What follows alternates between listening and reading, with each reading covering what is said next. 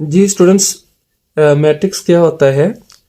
A set of numbers arranged in rows and columns so as to form a rectangular array. तो students, आपके पास क्या है? एक set of number है, ठीक है, या आप कह सकते हैं एक ग्रुप है नंबर्स का, जिसको आपने जो ना वो इस तरह तरतीब दिया गया है। यानी अरेंज का मतलब होता है तरतीब देना। तो आपने उसको किस में तरतीब दिया है? रोज में और कॉलम्स में, ठीक है।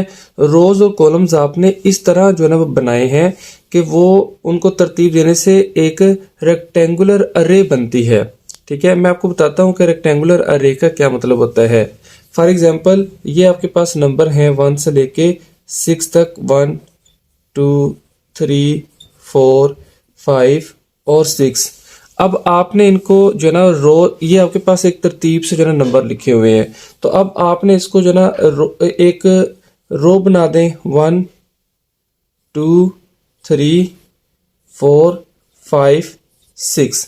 तो ये देखें आपके पास ही इनको आपने एक ऐसी फॉर्म में लिया है जिसको कहते हैं रेक्टेंगुलर अरे। अरे का मतलब होता है एक जो ना तरतीब में, जैसे ठीक है, जैसे ये एक वर्ड है, उसके बाद सेट का वर्ड है, उसके बाद ऑफ का वर्ड है। तो ये एक तरतीब जो है ना जारी, इसको कहते हैं अरे। जिस तरह नमाज पढ़ने के लिए जो ना हम खड़े होते हैं एक तरतीब से, ठीक है ना, तो उसको कहते हैं अरे। और रेक्टेंगुलर का मतलब क्या होता है?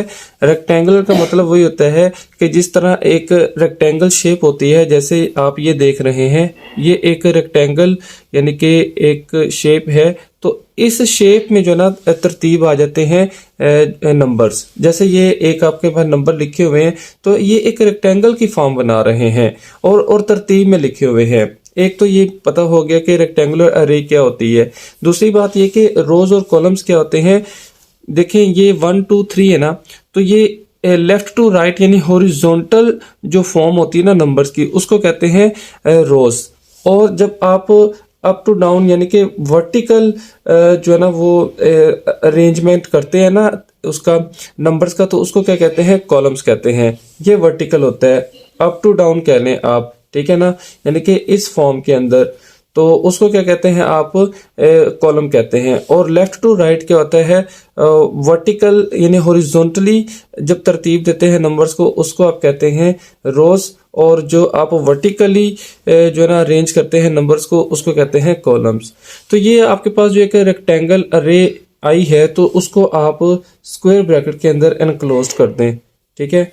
तो वो और उसको एक नेम दे दे, ए से, बी से, सी से, कोई भी कैपिटल लेटर आप जो है ना वो अल्फ़ाबेट, कोई भी अल्फ़ाबेट जो है ना वो कैपिटल अल्फ़ाबेट आप जो है ना वो यूज़ कर सकते हैं।